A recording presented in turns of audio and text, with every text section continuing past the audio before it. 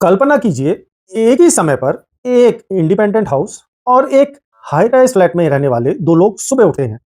दोनों चाय बनाते हैं। इंडिपेंडेंट हाउस वाला आदमी घर के बाहर निकलता है और सामने पड़ोसी मिल जाता है। नमस्ते होती है, 2 मिनट बातचीत होती है और दिन की शुरुआत किसी से बात करके हो जाती है। दूसरी तरफ हाई राइज फ्लैट में रहने वाला आदमी अपने फ्लैट की 10th फ्लोर की बालकनी में आता है और नीचे देखता है। पार्क में लोग बैठे हैं, बच्चे खेल रहे हैं, महिलाएं वॉक कर रही हैं, कोई योगा कर रहा है। हर तरफ एक्टिविटी है, लेकिन वो खुद अकेला है। अब कुछ लोग कह सकते हैं, अगर नीचे लोग हैं तो वो खुद नीचे क्यों नहीं चला जाता? बात तो सही है, वो नीचे जा सकता है, लेकिन लोनलीनेस की हमेशा फ्लैट में रहने की वजह से नहीं होती। कई बार इंसान लोगों के बीच जाने से पहले इमोशनली कंफर्टेबल महसूस करना चाहता है। उसे लगता है, नीचे जाकर किससे बात करूंगा? अब सब अपने अपने ग्रुप में होंगे, मैं अजीब तो नहीं लगूंगा। उम्र, हेल्थ, लैंग्वेज या पुरानी आदतें भी उसे रोक सकती हैं। यानी नीचे जाना आसान है, लेकिन किसी ग्रुप का हिस्सा बन पाना हमेशा आसान नहीं होता। और शायद लोनलीनेस की सबसे अजीब बात यही है, आप अकेले कमरे में हो तो समझ आता है कि आप अकेले हैं, लेकिन जब आपके चारों तरफ हजारों लोग हो और फिर भी लगे कि बात करने वाला कोई अपना नहीं है, तो फीलिंग बिल्कुल अलग होती है। क्या हाई राइज लिविंग ने हमारे घरों को सेफ और कंफर्टेबल तो बना दिया है, लेकिन हमारे रिश्तों को शायद छोटा कर दिया है। एक सोसाइटी में 1000 फ्लैट हो, 1000 फैमिलीज हो, हजारों लोग हो, फिर भी अगर किसी दिन मदद की जरूरत पड़े, तो क्या हमें पता है कि किस पड़ोसी का दरवाजा खटखटाना है? और क्या हमारी सोसाइटीज ऐसी जगह बना रही है जहां कोई व्यक्ति अकेला आसानी से किसी ग्रुप का हिस्सा बन सकता है? यही है आज का सवाल। चारों तरफ फ्लैट, फिर भी अकेलापन क्यों? तो आखिर ऐसा क्यों हो रहा है? आज हम 7 पॉइंट्स में समझेंगे कि हाई राइज में लोग एक दूसरे के इतने करीब होकर भी सोशली इतने दूर क्यों हो रहे हैं। और आखिरी में बात करेंगे कि इसका सोल्यूशन क्या हो सकता है। तो चलिए शुरू करते हैं। पहले पड़ोसी मिलते थे, आप सिर्फ दिखते हैं। जब हम पुराने मकानों या मोहल्लों में रहते थे, तो पड़ोसी सिर्फ नेक्स्ट डोर पर्सन नहीं होता था, वो डेली लाइफ का हिस्सा होता था। सुबह घर से निकलिए, कोई दूध लेने जा रहा है, कोई न्यूज़पेपर उठा रहा है, शाम को बच्चे गली में खेल रहे हैं, किसी के घर के बाहर 4 लोग बैठे हैं, किसी के घर से आवाज आती है, अरे श्रीवास्तव जी आइए चाय पीजिए। इन मुलाकातों के लिए कोई अपॉइंटमेंट नहीं चाहिए था, कैलेंडर में टाइम ब्लॉक नहीं किया, व्हाट्सएप पर मैसेज नहीं किया, बस सामने मिले और बातचीत शुरू। अगर किसी के घर में बीमारी हो गई या किसी को अचानक अस्पताल जाना पड़ा, तो आसपास के लोग कूद पूछने आ जाते हैं, कुछ जरूरत हो तो बताइएगा। अब हाई राइज में मॉर्निंग कितनी अलग है। घर से निकले, दरवाजा बंद किया, लिफ्ट, बेसमेंट, कार और सीधे ऑफिस।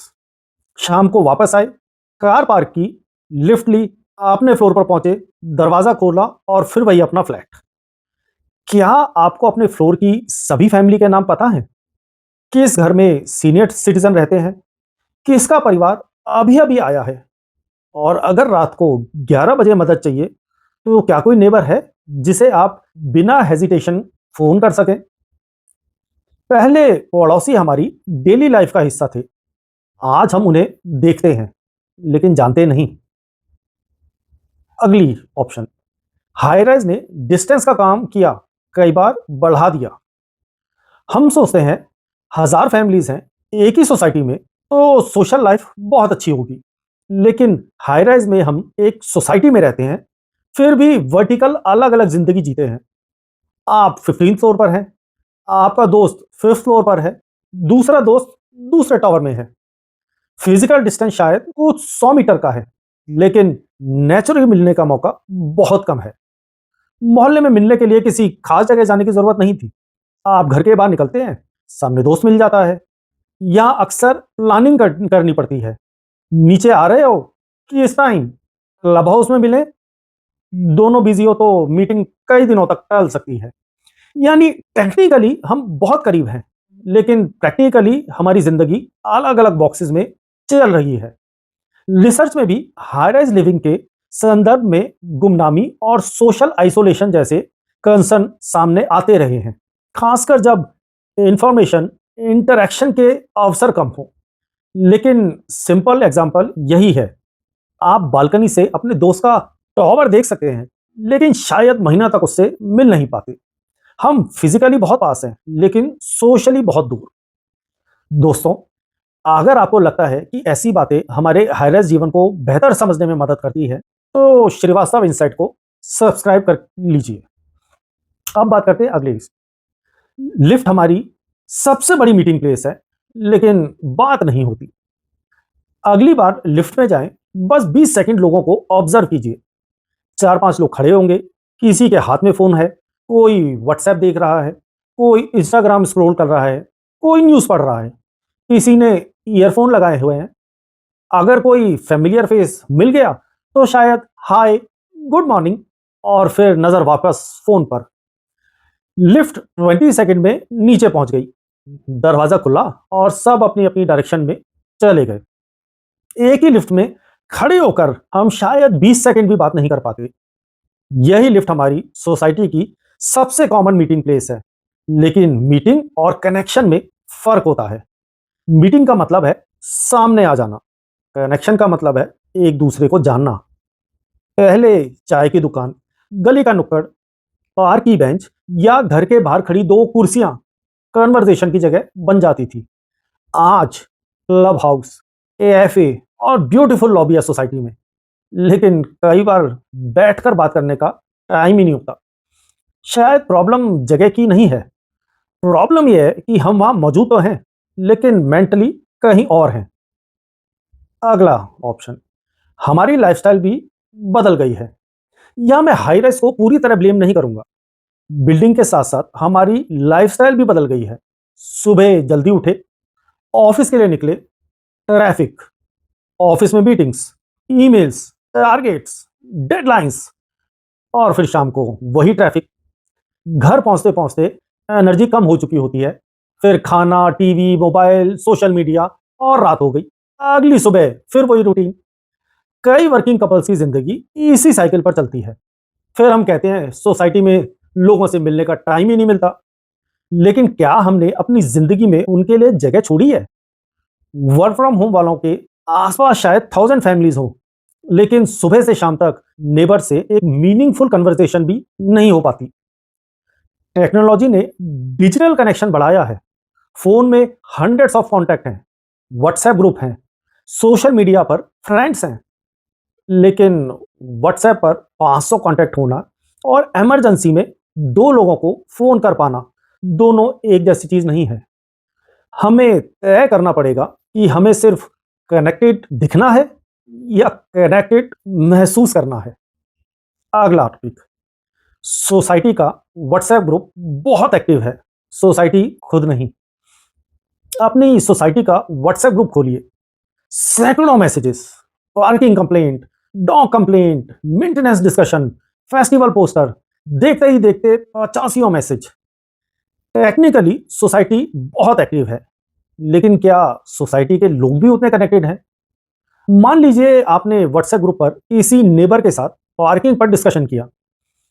अगले दिन वही व्यक्ति लिफ्ट में आपके सामने खड़ा है। क्या आप उसे पहचानेंगे? और अगर पहचानेंगे भी, तो क्या बात करेंगे या दोनों फोन देखते रहेंगे? हमने कम्युनिटी का एक हिस्सा व्हाट्सएप ग्रुप में शिफ्ट कर दिया है।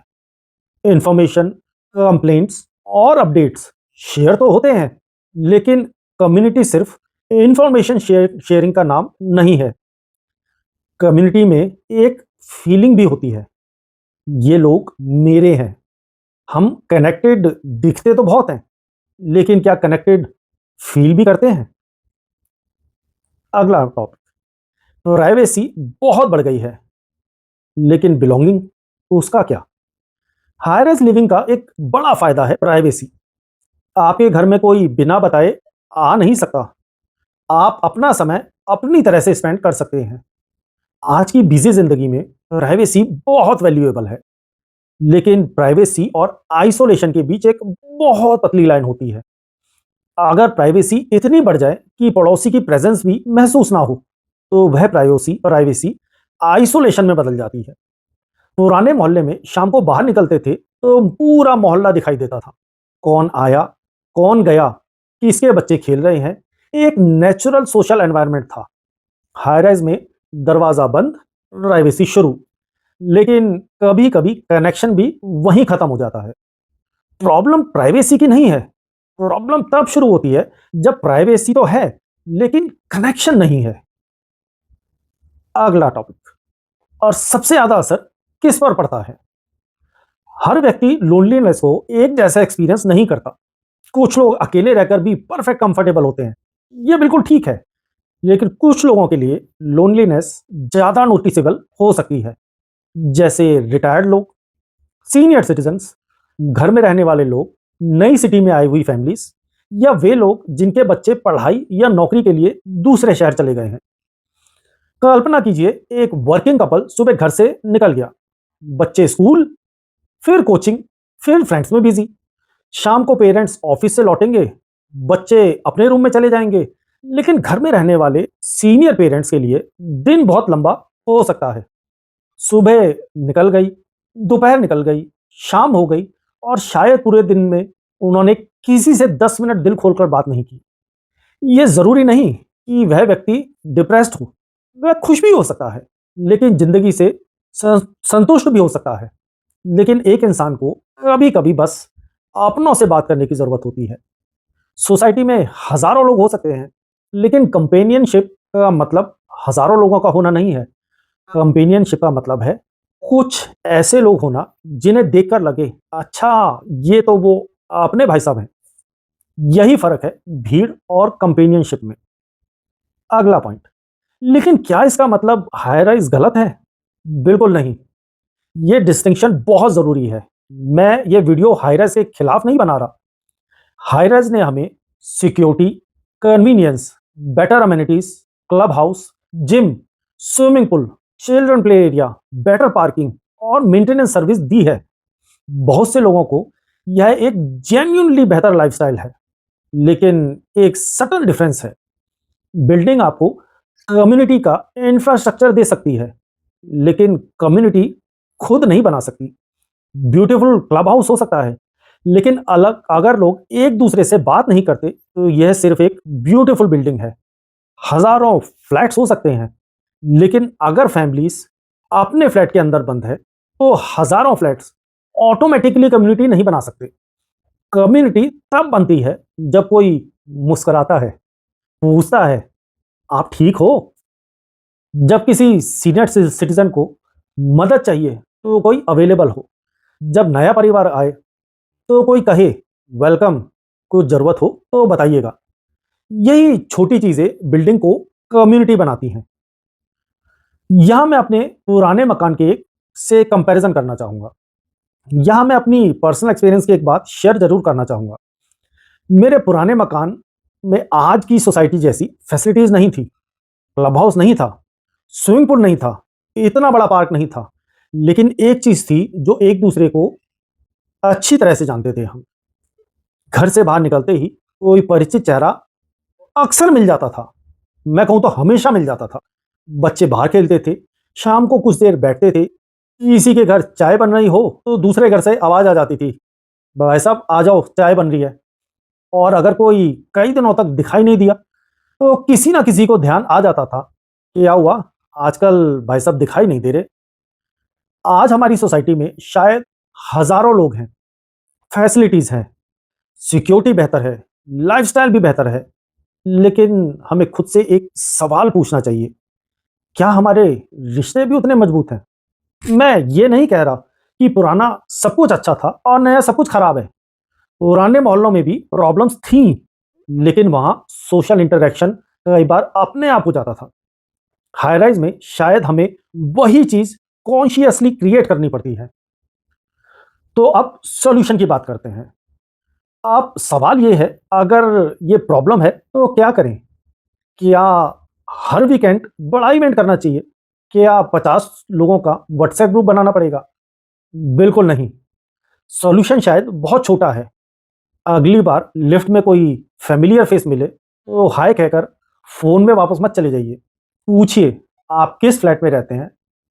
अपने फ्लोर के पड़ोसी से कभी-कभी कहिए, कभी शाम को चाय पे आइए, वीकेंड में थोड़ी देर नीचे बैठिए, किसी सोसाइटी एक्टिविटी या फेस्टिवल में पार्टिसिपेट कीजिए। अगर कोई नई फैमिली आती है, तो बस इतना कहिए, वेलकम।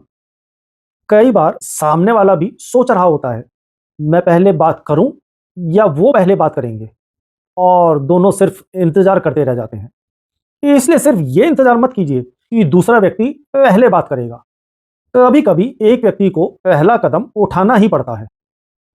एक छोटी सी स्माइल, एक नमस्ते, और आप किस फ्लैट में रहते हैं, और धीरे धीरे वह व्यक्ति फेमिलियर फेस बन जाता है, और कभी कभी एक ऐसा दोस्त बन जाता है जो जिंदगी भर आपके साथ रहता है।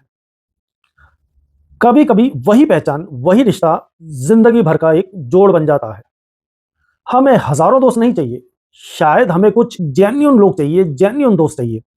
ऐसे लोग जिन्हें जरूरत पड़ने पर फोन किया जा सके, जिनके साथ 10 मिनट बैठकर बात की जा सके, जिन्हें देखकर लगे आपको देखकर अच्छा लगा। क्योंकि कम्युनिटी बनाने के लिए बड़े जेस्चर की जरूरत नहीं होती, कभी कभी नमस्ते या हेलो ही काफी होती है। तो अगली बार जब आप अपनी सोसाइटी की बालकनी से नीचे देखें और आपको हजारों फ्लैट्स दिखाई दें, तो एक बार ये सोचिएगा, इन हजारों फ्लैट में कितने लोग मुझे जानते हैं, और उससे भी इंपॉर्टेंट, मैं कितने लोगों को जानता हूं। हाई राइज फ्लैट ने हमें ऊंचाइयां दी हैं, फैसिलिटीज दी हैं, सिक्योरिटी दी है, लेकिन बिलोंगिंग्स हमें खुद बनानी पड़ेगी। क्योंकि आखिरी में 1000 फ्लैट्स मिलकर सोसाइटी बनाते हैं, लेकिन कुछ अच्छे रिश्ते ही उसे एक घर बनाते हैं।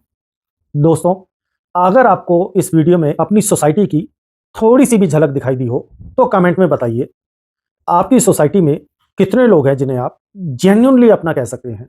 और अगर आपको ऐसी रियल लाइफ टॉपिक पर मेरी बातें पसंद आती हैं, तो श्रीवास्तव इंसाइट को सब्सक्राइब कीजिए। मिलते हैं दोस्तों अपने अगले वीडियो में। तब तक अपने पड़ोसी को सिर्फ देखिए मत, एक बार नमस्ते या हेलो भी कीजिए। धन्यवाद।